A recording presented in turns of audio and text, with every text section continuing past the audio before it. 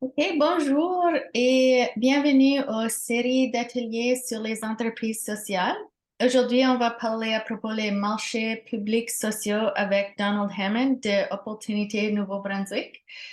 Détenteur d'un baccalauréat en sciences administratives et d'une maîtrise en administration publique de l'Université de Moncton, Donald Hammond a occupé le poste de secrétaire trésorier gérant municipal pour le village de Pointe-Verte au Nouveau-Brunswick. Il a acquis une expérience en développement économique, de développement communautaire, aménagement du territoire, développement touristique, d'enfouissement sanitaire et de police régionale.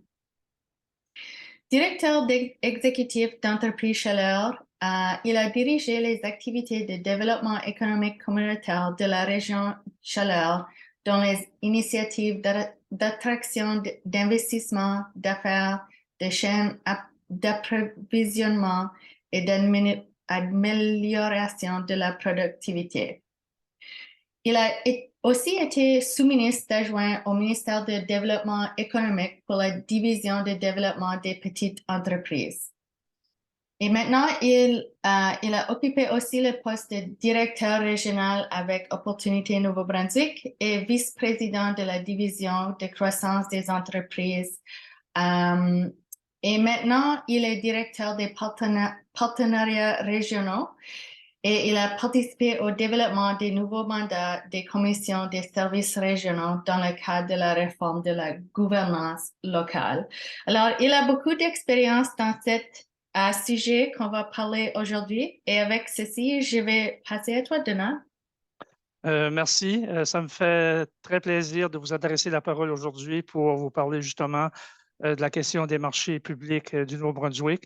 Je vais partager sous peu mon écran sur lequel vous allez voir une présentation qui a été préparée avec Service Nouveau-Brunswick, dont Annick Cormier ainsi que moi-même. Est-ce que tu peux le voir maintenant sur l'écran? Pas déjà. Pas encore. Oh, OK. Ça devrait se faire maintenant. Oui, Ça maintenant. fonctionne? Bon. C'est ça. Je vais un peu éclaircir qu'est-ce qu'est la question des marchés publics au Nouveau-Brunswick. Il y a eu quelques changements des dernières années pour justement euh, augmenter, accroître le contenu néo-brunswickois au niveau de la chaîne d'approvisionnement du Québec.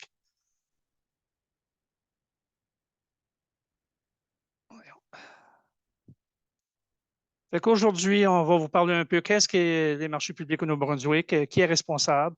On va parler un peu brièvement du processus d'approvisionnement, de l'environnement juridique et les règles, comment le gouvernement s'approvisionne auprès des fournisseurs et comment les fournisseurs peuvent accéder aux marchés publics au Nouveau-Brunswick. On parlait également un peu des marchés publics durables, des ressources additionnelles, ainsi que la nouvelle stratégie d'approvisionnement qui s'intitule le Nouveau-Brunswick d'abord. Bon, qu'est-ce qu'un marché public? D'abord, c'est le gouvernement qui, au travers des services Nouveau-Brunswick, qui va procéder à l'achat de biens, de services ou même de services de construction. Auparavant, au niveau de la construction, c'était, si on veut, géré par le ministère des Transports. Maintenant, c'est sous le mandat de services Nouveau-Brunswick.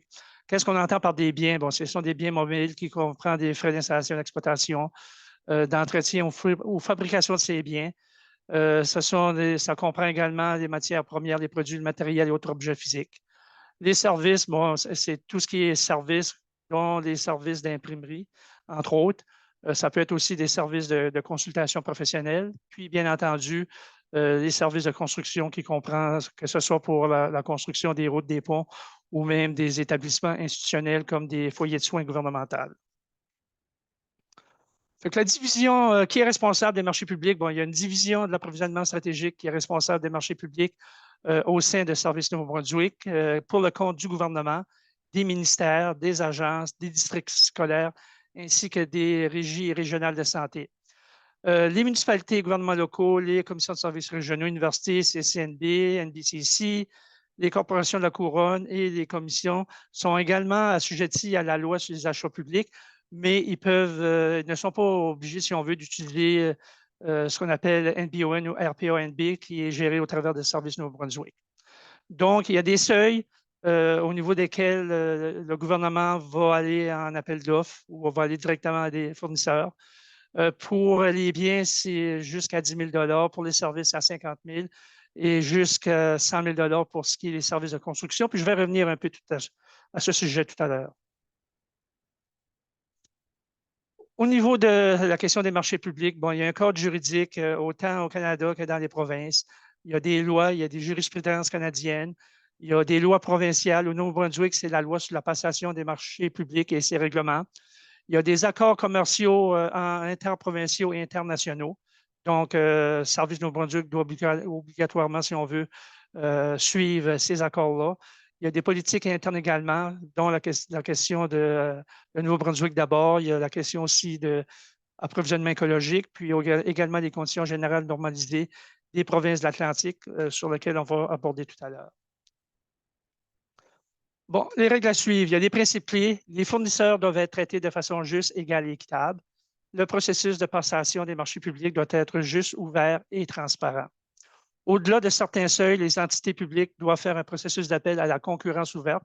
Ainsi, les préférences aux fournisseurs locaux ne peuvent être nécessairement accordées.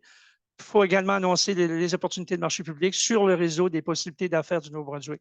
Ça, c'est très important parce que dans le passé, on a eu des plaintes à l'effet que, bon, entreprise ABC, comment ça que c'est toujours mon concurrent au Nouveau-Brunswick qui a les contrats, puis moi, je n'ai jamais la chance d'avoir ces contrats-là. Puis bien souvent, la réponse est simple, c'est parce que l'entreprise ne s'était pas enregistrée sur les processus d'appel d'offres de la province. Donc, il y a un processus à suivre, puis vous voyez ici l'adresse Internet qui est gnb.ca @rpanb. Donc, beaucoup de détails sur ce site-là pour identifier ou pour s'inscrire. Puis deuxièmement, ce qui est important pour les entreprises, il y a un profil qui doit être rempli. Et si le profil est mal rempli, ça peut créer en sorte des situations où est-ce que l'entreprise n'a pas été avisée de certains appels d'offres qui concernent les biens ou services qu'il est en mesure d'offrir. Fait qu'ici, vous avez, si on veut, les seuils et les méthodes d'approvisionnement. D'abord, pour les ministères et les agences du gouvernement. Pour ce qui est de moins de 10 000 ça peut être un appel d'offres excusez, c'est une demande de prix. Ça veut dire que le ministère en question peut appeler directement un fournisseur en qui il a confiance, puis demander une offre de service en autant que c'est en deçà de 10 000 appel d'offres sur invitation pour ce qui est toujours des biens de 10 000 à 30 299. Puis tout ce qui est au-dessus de 30 300 ça doit être des appels d'offres publics. Quand on regarde la même chose au niveau des services, les seuils sont différents. Pour les services, c'est moins de 50 000 c'est une demande de prix. De 50 000 à 121 199, c'est un appel d'offres sur invitation seulement. Puis 121 200 et plus, c'est un appel d'offres public. Puis on a aussi des montants différents pour ce qui est au niveau des services de construction. Vous avez également dans le tableau aussi les mêmes seuils et les méthodes pour les écoles et districts scolaires qui sont comparables au gouvernement. Et pour le régie régionale de santé et autres entités publiques, il va seulement aller en appel d'offres public pour des contrats qui vont excéder 121 200 $.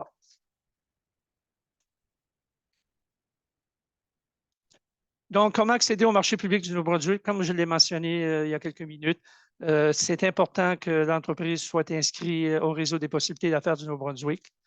De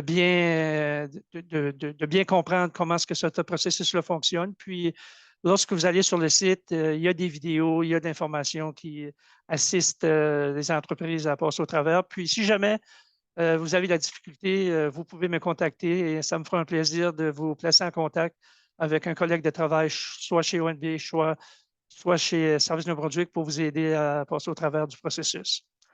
Bien entendu, c'est de vous préparer vos soumissions selon les exigences qui sont précisées dans le document d'appel d'offres. Sauf avis contraire dans l'appel d'offres, le contrat est attribué à la soumission conforme avec le prix le plus bas ou à la soumission conforme avec le score le plus élevé lorsqu'il y a plusieurs critères d'évaluation. Il y a trois piliers au niveau de l'approvisionnement. Bon, il y a ce qu'on appelle le pilier économique, puis on va revenir encore tout à l'heure sur le Nouveau-Brunswick d'abord. Il y a un pilier environnemental. Puis ce qui est nouveau depuis 2020, il y a un pilier social. Donc, sans que ce soit quand même légiféré, il y a une inclusion de critères de nature sociale parmi les critères d'évaluation des soumissions. utilisation d'exemptions pour achat auprès d'organismes sans but lucratif. Puis également, on peut retrouver des détails sur le site de Service Nouveau-Brunswick. Voici ici, il y a des ressources additionnelles sur le site d'approvisionnement. Il y a une foire aux questions, il y a le code juridique, il y a les politiques d'approvisionnement écologique, il y a la stratégie de Nouveau-Brunswick d'abord. Il y a aussi ce qu'on appelle un programme de propositions non sollicitées. Donc, dans ce cas-ci, ce que ça veut dire, si une entreprise qui offre un produit unique et qui, si on veut, c'est innovateur, ça amène un nouvel élément, ça amène peut-être nouveaux processus auxquels le gouvernement n'a jamais utilisé. Il y a un processus à suivre auquel l'entreprise peut soumettre une demande que son produit soit considéré ou son service soit considéré comme une proposition non sollicitée. Et par la suite, une évaluation qui est faite à savoir si ce produit-là, ce service-là peut subvenir aux besoins de l'appareil gouvernemental. Encore là, il y a un processus à suivre qu'on peut trouver en ligne sur le site de Service Nouveau-Brunswick. Bon, je disais tout à l'heure qu'il y a une nouvelle stratégie qui s'appelle le Nouveau-Brunswick d'abord. Moi, j'ai été impliqué avec Service Nouveau-Brunswick si on veut développer la politique. La politique, son but ultime est d'augmenter le contenu néo-brunswickois à l'intérieur des appels d'offres de la province. Si on regarde le passé, d'abord, comme je l'ai mentionné tantôt, si l'entreprise n'est pas enregistrée à RPANB, donc ne peut pas être, si on veut, invitée à soumissionner. Donc, ça, c'est la première étape importante. Ce qu'on a regardé en 2020, c'est quels sont les biens et services qui ont été achetés à l'extérieur de la province. Pourquoi? C'est parce que le service ou le produit n'était pas disponible au Nouveau-Brunswick à ce moment-là, ou tout simplement qu'il y avait des entreprises qui auraient pu qualifier, mais qui soit n'étaient pas compétitifs ou soit qui n'étaient pas inscrits à RPANB. Donc, ce qu'on fait depuis ce temps-là, puis je vais aller sur la prochaine diapositive. Encore là, je reviens avec le programme Acheter Nouveau-Brunswick avec les seuils. Les seuils n'ont pas changé. C'est 10 000, 50 000 et au-delà de 121 500. C'est le processus qui est le même, sauf que ce que je dois dire, dans le cadre des montants en bas de 50 000 on insiste que l'achat doit être effectué auprès d'un fournisseur ou un entrepreneur du Nouveau-Brunswick, sauf si une exception s'applique. Puis ça, ça respecte, si on veut, les différentes ententes interprovinciales parce que jusqu'à 50 000 on n'est pas nécessaire d'aller sur l'appel d'offres public. C'est la même chose pour les autres provinces canadiennes. Pour ce qui est au niveau des modes d'approvisionnement, ce qu'on appelle de rechange de dispense, encore là, on souhaite que ça doit être réservé aux fournisseurs ou entrepreneurs du Nouveau-Brunswick, à moins encore qu'une exception s'applique. L'exception peut être que le prix est vraiment pas compétitif ou tout simplement que le produit ou le service n'est pas disponible ou accessible à l'intérieur du Nouveau-Brunswick. Il y a aussi une dispense au niveau des manuels scolaires pour moins de 25 000 Encore là, tout ce qui est en bas de 25 000 on dit que ça doit être réservé aux fournisseurs du Nouveau-Brunswick, à moins qu'une exception ne s'applique. Puis quand on parle de fournisseurs du Nouveau-Brunswick, bien entendu, on a des librairies dans quelques régions de la province. Donc, maintenant, je pense que les librairies peuvent avoir accès à des appels d'offres sur demande du ministère de l'Éducation postsecondaire, entre autres, et également des écoles et des districts scolaires.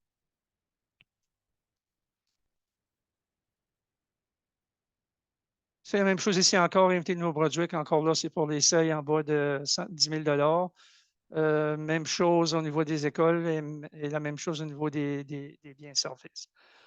Ce qu'on fait, la manière qu'on fonctionne, on regarde encore là, on va regarder au contrat qui s'en vient. Si dans le passé, ça a été donné à des entrepreneurs du Nouveau-Brunswick, des entreprises, ça, on ne va pas toucher à ça dans le sens qu'on sait qu'il y a déjà des entreprises du Nouveau-Brunswick qui vont qualifier puis qui vont être en mesure d'obtenir des contrats avec la province. On regarde surtout au contrat qui s'en vient, dont par le passé, ça a toujours été des fournisseurs de l'extérieur de la province. Une fois qu'on sait que ces contrats-là s'en viennent, on est en mesure de pouvoir identifier s'il y a des entreprises du Nouveau-Brunswick qui peuvent le faire et on vérifie à ce moment-là s'ils sont enregistrés ou non sous le site de RPA Nouveau-Brunswick. S'ils ne le sont pas, on les invite effectivement à le faire parce que c'est une opportunité manquée s'ils ne le sont pas. S'ils le sont et ils n'ont pas eu de contrat dans le passé, bon, on va chercher à savoir quelles sont les raisons pour lesquelles est-ce qu'ils n'ont pas soumissionné. S'ils ont missionné, pourquoi est-ce que leur soumission n'a pas été retenue? Et on va faire une évaluation de ce côté-là, puis on va accompagner le client, si on veut, l'entreprise, à faire la prochaine soumission. On ne va pas préparer la soumission pour cette personne-là, cette industrie-là, mais on va les conseiller à savoir quel devrait être le processus qu'ils devraient suivre. Encore là, ici, c'est au niveau des préférences qu'on va donner. Je peux vous dire depuis que la province a lancé cette stratégie de Nouveau-Brunswick d'abord. Au début, j'essaie de me rappeler les chiffres, mais on s'était fixé pour la première année un objectif d'augmenter le contenu néo-brunswickois par 25 millions. Puis, dès la première année, on a déjà dépassé ces objectifs-là. Ce qui est très bien. Puis, je vais aller directement peut-être à la dernière diapositive. Si on regarde l'impact pour la période d'avril 2022 à mars 2023, qui est l'année fiscale pour la province, au niveau de l'approvisionnement en biens auprès des fournisseurs du Nouveau-Brunswick, il y a 785 contrats qui ont été donnés pour une valeur de 175 millions. Au niveau des services, il y a eu 1679 contrats pour une valeur de 1,6 milliard de dollars. Et au niveau des services de construction, 523 contrats pour 439 millions. Ça une contribution. Donc, 81 si on veut, des contrats ont été accordés à des fournisseurs du Nouveau-Brunswick, ce qui est une amélioration d'environ 3 à 4 sur les années précédentes. On parle d'un PIB qui a généré de plus de 1,1 milliard de dollars, des recettes fiscales de 648 millions. Ça a contribué, si on veut, à l'emploi direct au-delà de 11 500 et ça a créé des revenus d'emploi potentiels de 133,4 millions de dollars. Donc, comme vous pouvez voir, la question d'approvisionnement du Nouveau-Brunswick a un impact considérable sur les entreprises du Nouveau-Brunswick. Notre mandat, notre rôle, c'est, dans la mesure du possible, d'accompagner les clients, les entreprises à obtenir, si on veut, des chances de pouvoir dans le futur faire affaire avec le gouvernement du Nouveau-Brunswick. Tout à l'heure, on parlait aussi des municipalités, des commissions de services régionaux. Eux, comme je le mentionnais, sont assujettis à la même réglementation que le gouvernement, sauf qu'ils ne sont pas obligés d'utiliser, si on veut, le site de RPANB, mais ils doivent quand même aller en appel d'offres public lorsque ça dépasse les seuils qui sont identifiés. Donc, moi, j'encourage toute entreprise, peu importe sa taille, qui souhaite vraiment encore mieux comprendre, si on veut, le processus, quelles sont les opportunités. Ça me fera un plaisir d'en discuter avec vous, puis d'essayer d'avoir une personne qui vous accompagne dans ce cheminement-là. D'ailleurs, à Opportunité Nouveau-Brunswick, on a un service de navigateur d'affaires. Ces gens-là ont également été formés sur la politique d'approvisionnement, la stratégie d'approvisionnement de la province, qui peuvent aussi également vous accompagner. Mais sinon, ça me fera un plaisir de vous accompagner ou de vous placer en contact avec un collègue de travail qui pourra vous accompagner dans cette démarche-là. C'est une présentation, disons, si on veut, un peu rapide. Si vous voulez obtenir une copie via courriel de la présentation, ça me fera un plaisir, mais j'essaie également que cette présentation sera disponible en ligne prochainement. Donc, on pourra partager mes coordonnées, puis ça me fera encore une fois un plaisir de vous accompagner. Merci et j'espère que les entreprises sociales vont soumettre des propositions pour ceci. Les tableaux que tu as montrés, est-ce que la meilleure manière qu'ils peuvent le trouver, c'est d'envoyer un courriel? Ils peuvent envoyer un courriel, mais dans la présentation que je viens de partager, il y a un site, une adresse Internet là, avec Service Nouveau-Brunswick, la politique d'approvisionnement, puis beaucoup d'informations sont disponibles sur ce site-là. C'est très bien fait. Comme vous pouvez voir, on a déjà des indicateurs qui sont en date de la fin du mois de mars, donc on est seulement un mois après, donc c'est très bien. Beaucoup de progrès a été fait dans les dernières années. Remarquable, puis je pense que ça va, pas je pense, ça continue à aller de l'avant, puis j'espère que tout le monde va prendre au moins quelques instants à les valider. Est-ce que c'est pour eux? Peut-être pas. Ça dépend encore de leurs produits, de leurs services, mais ça ne coûte rien de demander la question, puis on va être assez transparent. On va vous donner la réponse la plus honnête possible. Oui, et je vais inclure le lien pour cette site dans cette vidéo sur le site web pour Entreprise sociale de Nouveau-Brunswick. Alors, merci beaucoup, Donna. C'était beaucoup d'informations, très intéressant, et j'espère que les entreprises sociales à Nouveau-Brunswick vont soumettre des propositions à la province. Merci. Merci. Bonne journée.